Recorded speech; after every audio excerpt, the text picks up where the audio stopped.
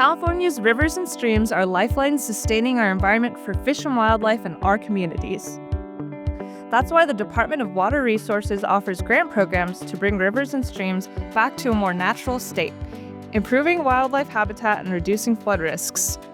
The Urban Streams Restoration Program and the Riverine Stewardship Program are two good examples.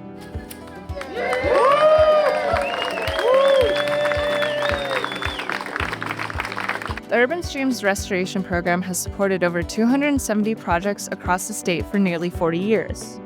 We fund projects that reduce flood risk, improve habitat, and engage communities to take interest in maintaining and enjoying the health of their urban creeks for years to come. From removing concrete structures to planting native vegetation, these projects reconnect our local neighborhoods to nature.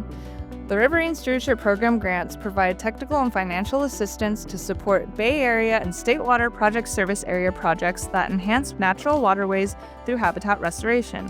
Both programs prioritize the long-term health and sustainability of California's watersheds. Find us online or email our programs to learn how we can restore creeks in your community.